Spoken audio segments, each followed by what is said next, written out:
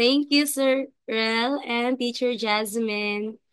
Kasi po sobrang lakas ng ulan dito sa area namin ngayon. How about sa inyo po? Kumusta yung panahon? Good lang po ba? Hindi ba nakaka-affect ng ng connection nyo, data or wifi? Ay, sobrang lakas ng ulan. And I think everyone, are you all ready, teachers? Let's not wait any longer kasi baka mas lumakas pa yung ulan. Are you ready na po ba? Today, again, we will have the field study and teaching internship no live review session. Again po, 5 items lamang.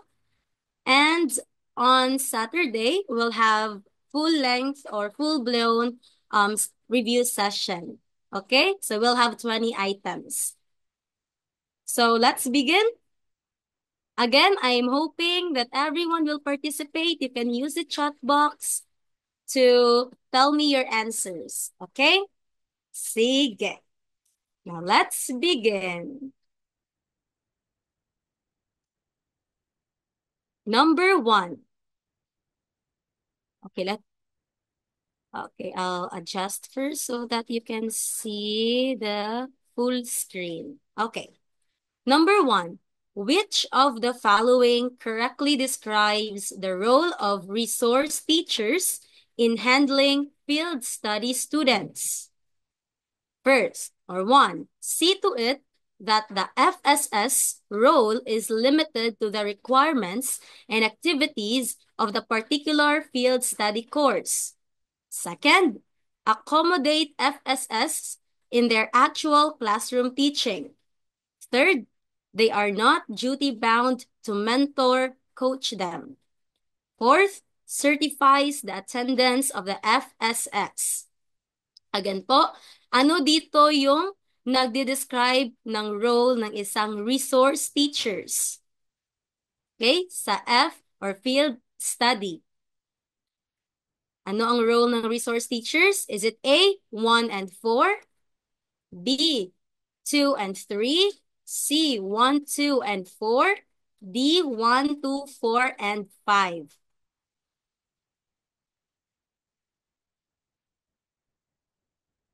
Ano yung answers niyo, teacher?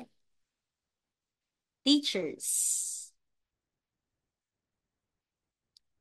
May concept-based discussion po ba, ma'am, sa free live session tuwing TTHS? Anong ibig niyong sabihin po sa concept-based teacher Baste? Lessons po ba na fino-focus natin? Yes po. Actually, every week we have free review session and it will be different subjects po. So, kaya dapat join kayo always ng free review natin. Okay? So that marami kayong matututunan. It's nice to see the same teachers, no, that we also had last session. Okay. Most of the answers are C. C nga ba? 1, 2, and 4. Again po, ano dito yung nagde-describe ng role ng isang resource teachers? Okay, let's see if letter C is the answer. Okay, it's letter. Anong letter po? Letter D, all of the above. Again po, yung role ng isang resource teacher is see to it that the field study student's role is limited to the requirements and activities of the particular field study course. Second, the resource teacher should accommodate the field study students in their actual classroom teaching. Third, they are not duty-bound to mentor, coach them. Okay, I know dito tayo nako-confuse. But again po, the resource teacher and the cooperating teacher slash mentor is not the same. Okay? And then letter D, D, number 4, or the fourth one, certifies the attendance of the field study student. So we can see this is actually very verbatim po sa DepEd Order number 3 series of 2017. So let me show to you. No, this one. So, ang DepEd Order number 3 series of 2007 po ay talks about the guidelines in the deployment of pre-service teachers on experiential learning. Ano po yung experiential learning? The field study courses and the practice teaching. 'Di ba po, before we graduate, we have the practice teaching and we are called as the teaching interns, 'di ba po? And nandito po sa document na ito yung mga guidelines no on what are the roles of the person responsible, what are your roles, what are the role of the cooperating teacher and the resource teachers. Okay, so dito po, okay, let me remove the chat box first. Okay. So dito makikita natin na sa field study po, ang resource teacher ay first, see to it that the FSS role is limited to the requirements and activities of the particular field study course. So, yung resource teachers po dapat dapat limitado lang yung no yung scope na ginagawa o natututunan ng field study student ay nasa scope lang talaga ng program. Okay? Kasi merong iba, 'di ba, na yung mga, for example, the cooperating teacher would give different duty or responsibility. Oh my God. Is the sound po ba ng, oh my God, ang lakas ng ulan ngayon. Okay lang po ba yung audio ko? May I see a thumb up? Okay. Thank you so much for the affirmation po. Okay. So again po, dito, minimake sure ng resource teacher na yung mga ginagawa ay nasa within the scope po. Kung ano lang dapat yung roles and responsibilities and need gawin, the goals of a field study student. Okay? Next, minimake sure ng resource teacher na ang FSS students ay merong actual classroom teaching. No? Sometimes we observe, sometimes you are the teacher, you are given the chance to experience teaching. Next, the resource teachers are not bound to mentor or coach the FSS or the field study students po. Again, who are to mentor or to coach? Yun po yung cooperating teachers or the mentor. Yun po yung once you are deployed, the partner school or the cooperating school will assign you to a cooperating teacher, yung cooperating mentor. So sila po yung responsible for mentoring and for coaching you. Okay? And lastly, it certifies the attendance of the FSS or the field study students. Okay? So if we will go back to the question earlier, again, number 1, see to it that the FSS role is limited to the requirements. Okay? It will not go beyond what is asked from them. Check. Okay? Second, the resource teacher should accommodate the FS student in their actual classroom teaching. Check po yan. Next, the resource teachers are not bound to mentor or coach the field study student. Okay? And lastly, they ensure the attendance or certifies the attendance of the FSS or the field study students. So again po, the answer is 1, 2, 3, and 4. And you can see that in the DepEd Order number 3 series of 2007, which is the guidelines in the deployment of pre-service teachers. Sino po ba yung mga pre-service teachers? No, those students who are enrolled in education courses, no, the BE-Ed, BS-Ed, and other education programs. Okay, pre-service teachers po. How about if you are already a teacher, no, a professional teacher? You are an in-service teacher. But if you still hasn't graduated po sa baccalaureate, then you are still pre-service teacher. Okay? So dito po yung sa document po na ito makikita yung guidelines no on deploying or in deploying field study students. Okay? Or pre-service teachers. I hope that's clear, no, teachers? So again, it's 1, 2, 3, and 4. Okay. Number 2. Teacher Sean is serving as a substitute teacher in a cooperating school. Is he qualified to become a cooperating teacher for practice teaching? Okay, again, Teacher Sean is a substitute teacher in a cooperating school. Now, is he qualified to become a cooperating teacher for practice teaching? Is it A? Yes. Any teacher in a practice teaching cooperating school can be a cooperating teacher. B. Yes, provided he has satisfactory performance. Is it C? No, he must be a regular teacher and not a substitute teacher. Or D? No, he must have a master's degree. Ano po ba yung qualifications to become a cooperating teacher for teaching interns? Is it A, B, C, or D?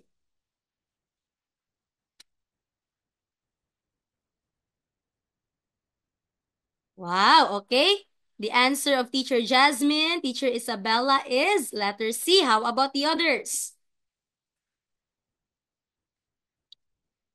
How about the others po?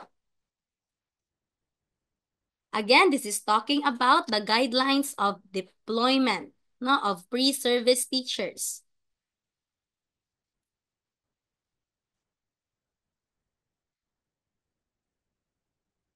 Ano ba ang qualification to become a cooperating teacher sa isang cooperating school? Okay?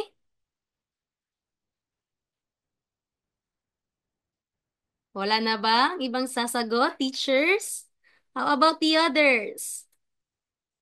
See yung mga answers ng See yung answer ni Teacher Jasmine and Teacher Isabella. No, he must be a regular teacher, not a substitute teacher. Okay, let's see if it's letter C. Oh, Teacher Shaira, letter D. He must have a master's degree. Oh, kailangan nga bang may master's degree to be a mentor or to be a cooperating teacher? Okay, let's see. Since majority answers letter C, then let's go to letter C first. Okay, if it's the correct answer. Okay, very good. Again po, it's letter C. He must be a regular teacher, not a substitute teacher. Why it's not letter D? Again po, it's okay if you don't have a master's degree. You can still become a cooperating teacher or a mentor, no, for practice teaching. Again, we have qualifications and we'll be looking into that later on. So again, makikita natin ito sa document na DepEd Order number 3 series of 2007. Now, oh, let me, okay, this one. I hope you can see clearly the screen and the slide. I will not be presenting this na lang po kasi it's a little hassle. Okay, so practice teaching. So for you, no, for the selection of no cooperating teacher or for the selection of mentor, paano nga ba sineselect yung cooperating teacher or or yung mentor sa practice teaching? No? I know lahat tayo undergone or we underwent already being deployed to different schools and we call them cooperating schools. And then meron tayong mentor, teaching mentor, 'di ba? Teaching mentor or the cooperating teacher. Now, that is what we call them, cooperating teacher. Now, ano nga ba yung mga considerations for them to become a cooperating teacher? First po, he or she has at least 3 years of teaching experience. Again po, remember, for you to become a cooperating teacher or mentor sa mga teaching interns, you have to have at least 3 years of teaching experience. Okay? Second, you or he or she performs satisfactory in accordance with the NCBTS. Again, before the PPST, we follow the NCBTS, no? The teachers follow or the National Competency-Based Teacher Standards. Now, dapat po, if you are a cooperating teacher, for you to become a cooperating teacher, you have a satisfactory performance. You have to have at least 3 years of teaching experience. Next, if you will be a cooperating teacher in a secondary level, no, for those who will be teaching in secondary level or teaching majors, just like no secondary major in Bachelor of Secondary major in Science, English, Mathematics, you must major in that learning area as well. Okay?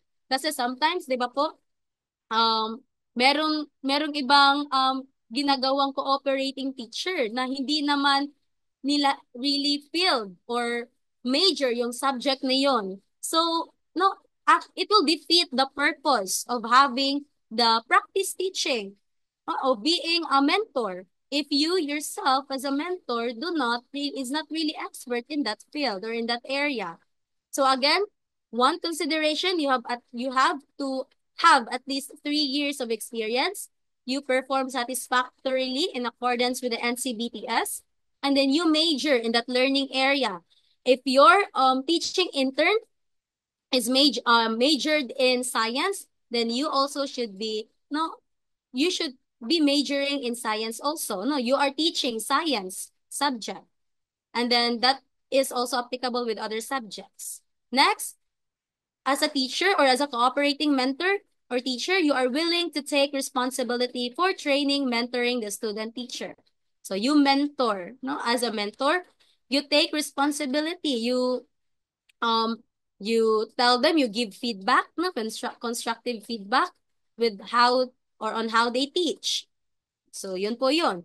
Has been or is a demonstration teacher at the least on the school level. And next, dito na pumapasok yung question. A regular teacher, not a substitute or para teacher. So again po, if you will not become a cooperating teacher if you are not regular. If you are only a substitute teacher, then you are not qualified to become one, to become a cooperating teacher or a mentor. Okay? So if we go here, again, the answer is letter C. No, you must be a regular teacher and not a substitute teacher. A regular because you also have to have at least 3 years of experience. No, you major in that learning area, you have a satisfactory performance, and then willing to take responsibility of being a mentor or a trainer, and should be a regular teacher. Yun po yung mga considerations, no? The considerations in selecting cooperating teachers. Okay? So, okay lang po maging cooperating mentor kahit walang master's degree. Okay po? Just to make things clear, okay lang po kahit walang master's degree. As long as you meet the other qualifications there, then you can become one. Okay? Next. Number 3. Okay. This refers to organized and sequenced set of strategies, activities, and tasks that affect learning. It refers to an organized and sequenced set of strategies, activities, and tasks that affect learning. A, learning programs. B, learning focus. C, learning goals. D, learning outcomes. Ano yung answers, teachers? Okay, you analyze first the stem or the question.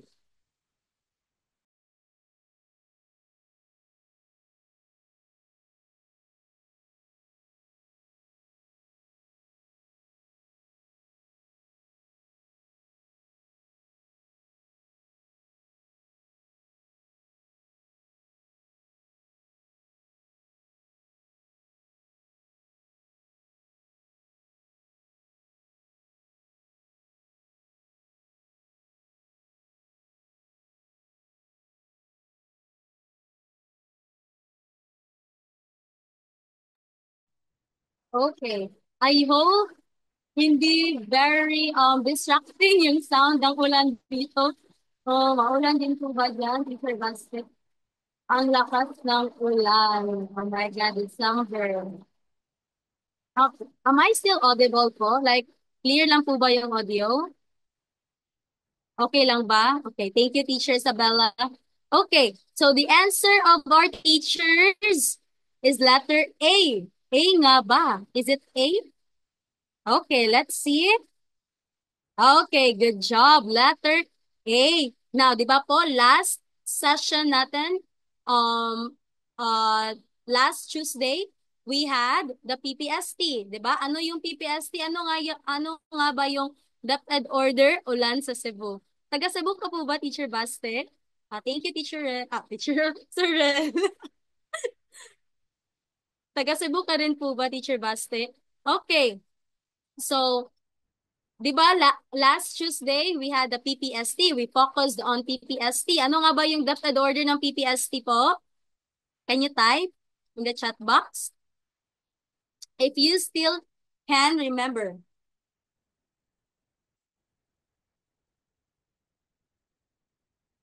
Thank you, Teacher Isabella. You keep safe din po. Ano yung DepEd order, teacher, ng, DepEd order ng PPST? DepEd order number, let's see nga, sino yung first na makaka-type ng sagot? Okay. Very good, Teacher Baste. DepEd Order number 42, Series of 2017. Ilang domains? Ilang domains po? 7. Very good.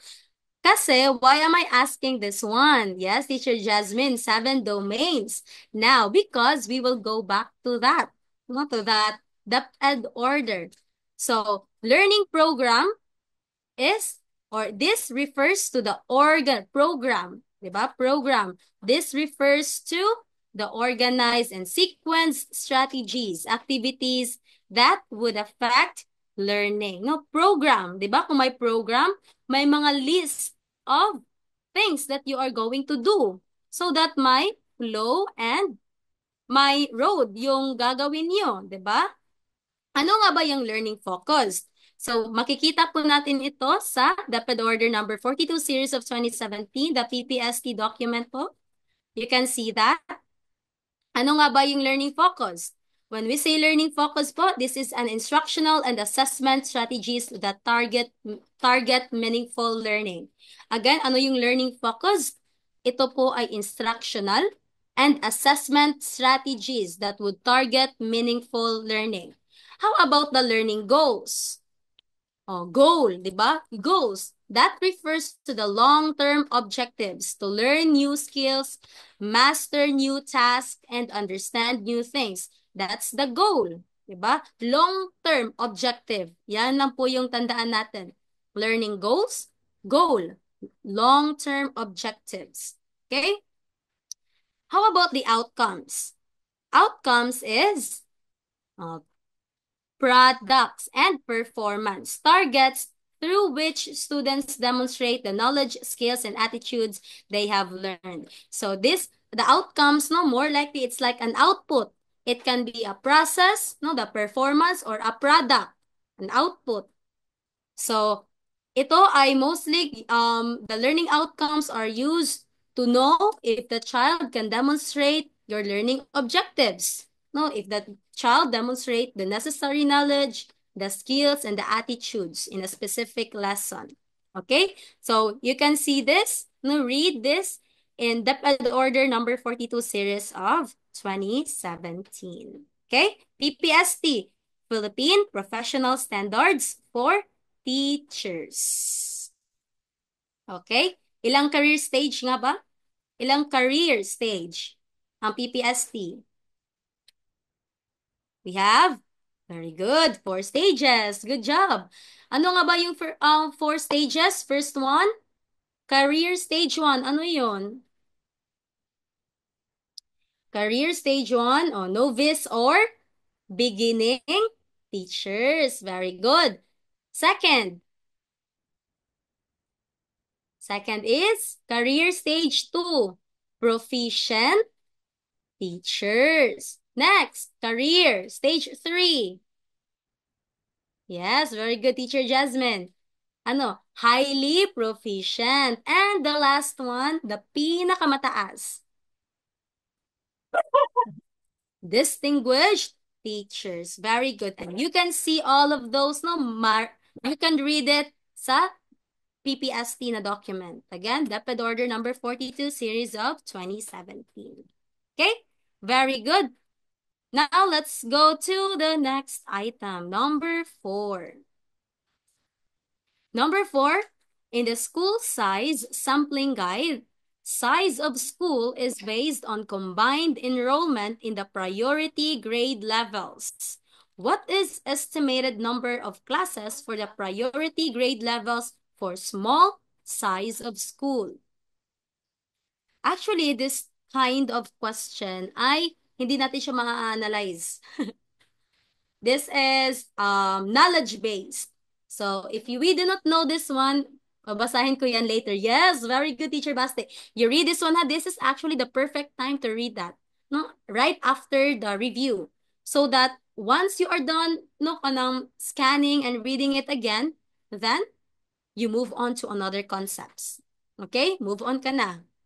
You are done with this one, no? Right after the this review, you read no, what is being talked about here, and then move ka na sa other concepts naman. So this one, actually a little hard kasi if you really do not know, no, hindi natin ito ma-analyze eh. Yes, guess lang muna tayo dito. Okay? But then we'll know what DepEd order number is this, and then you read this again, and yeah, you can get it now. Oh, Teacher Isabella C, Teacher Jasmine A. How about the others?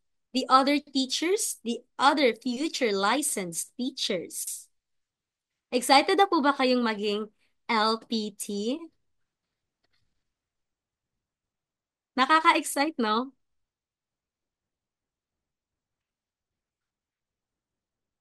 Dapat po, nasa mindset nyo lang, Lord, hindi ako tatanggap. I will not accept a failing, ano yung percentage. Dapat, sasabihin nyo, when ba yung exam? March? And then when will the result come out? Maybe March, May? May ba? Ay, if I'm not sure. Dapat minamanifest nyo na okay, at the end of May, magiging teacher na ako, license na ako. Yun yung ginagawa ko eh. Before po, hindi naman ako confident sa mga answers ko, pero sabi ko talaga kay Lord, Lord, hindi ako tatanggap na hindi ako papasa. Dapat papasa ako. Ayaw ko muna sumagot, magkamali ako. Nagkamali na nga ako sa kanya. Saan naman yan, Teacher Baste? But you should take the risk. 'Di ba? Ang mga babae gusto ng risk taker. Kasi they are people or they are, no, we can lean on them if they are risk taker. Sagot ka na, Teacher Baste. Ano yung guess mo? Teacher Jasmine, A. Teacher Isabella, C.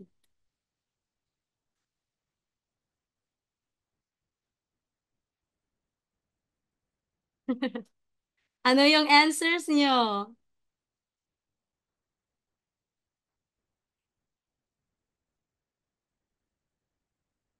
Letter? Okay. Teacher Baste, the reaction is for, or the reaction po, mga nag-react sa inyo ay 4 people. So, maybe 4 yung dapat i-answer nyo?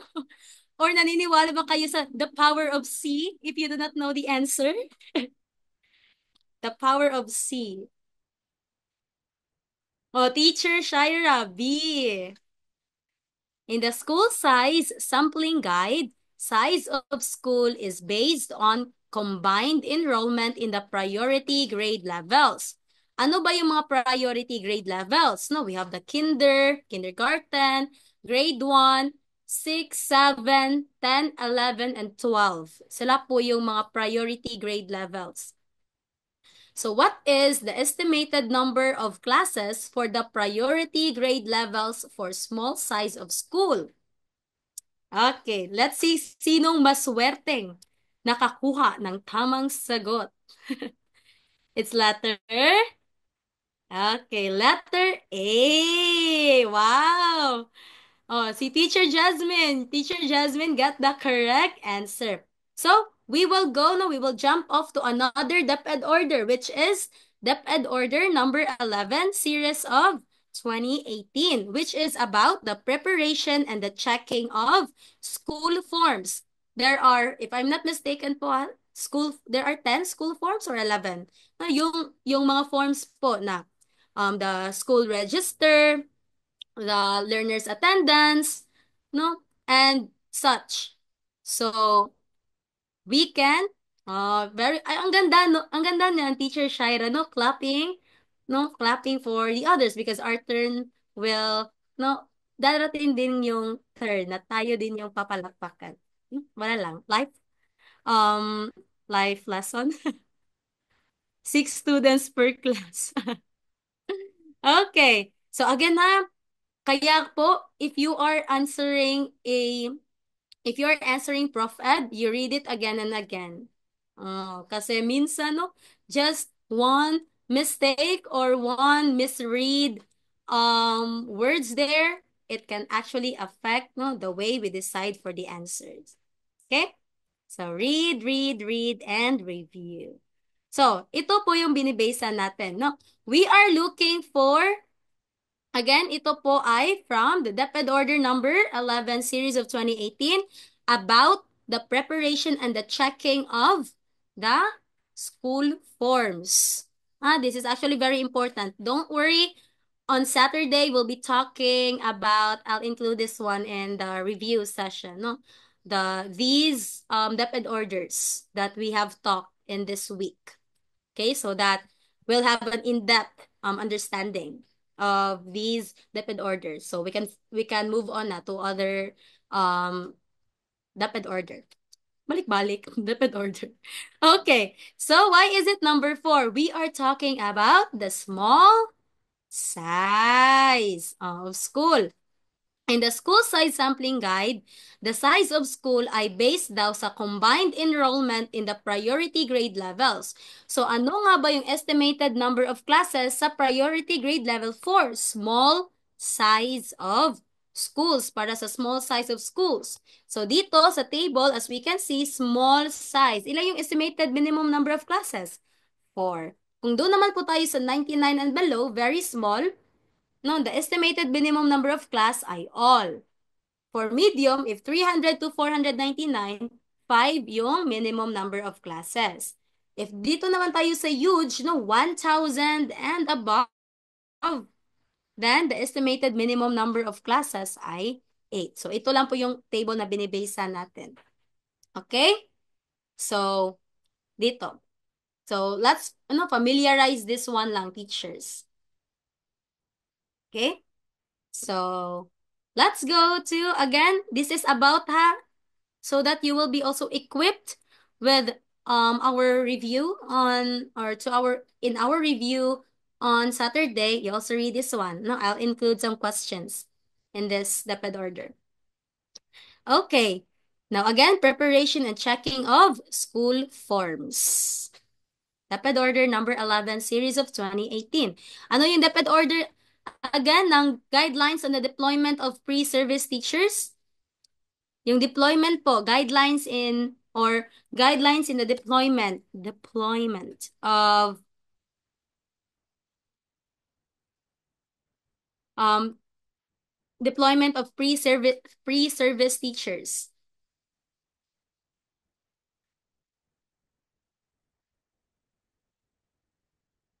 Ano yung DepEd order po ng guidelines ng deployment?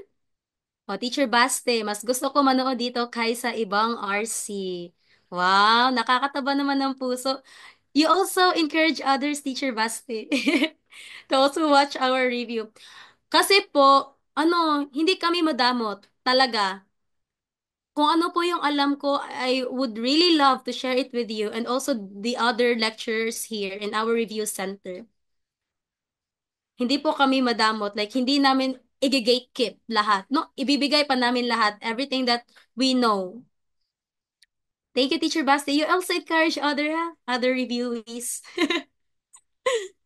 Okay. Ano po yung DepEd order number ng guidelines for the deployment of pre-service teachers? The one that we have talked about in the previous items.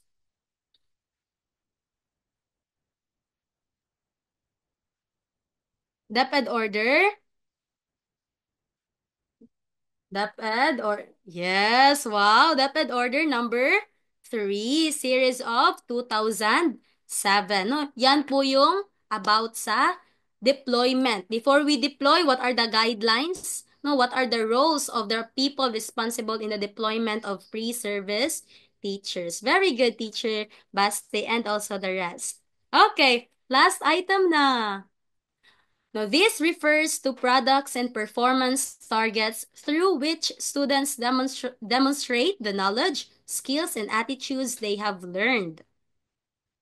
Okay, this refers po to the products, to the performance targets through which students demonstrate the knowledge, skills, and attitudes they have learned. Oh, I believe we have, wow, very fast naman si Teacher Baste. Teacher Shaira also. Letter D. D rin kay Teacher Jasmine. Okay, let's see if it's letter D. And Teacher Isabella as well. Okay. Now I've flashed here, no, earlier the different or the definition of each options. So when we say goal, it's a long-term objective. Programs, a set of activities, no, focus, instructional and assessment strategies. So again, the learning outcomes talks about the products and also performance targets. No, kung saan madedemonstrate ng mga pupil or students yung knowledge, skills and attitudes na na-learn nila, which is no in simple term the learning objectives or the learning objectives. So again, learning outcomes, products and performance. And we can see that in the PED order number 42 series of 2017, the PPST in the glossary of terms. Okay? How many correct answers did you get, teachers?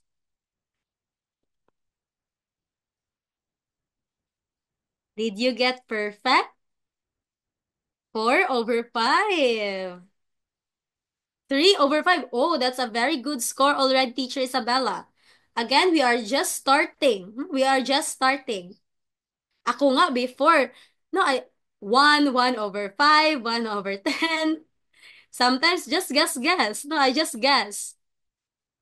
So at least, no, again, sa you know I always repeat this, today is the best time to no to get wrong answers, to learn kasi ito yung review journey nyo, no? Review time.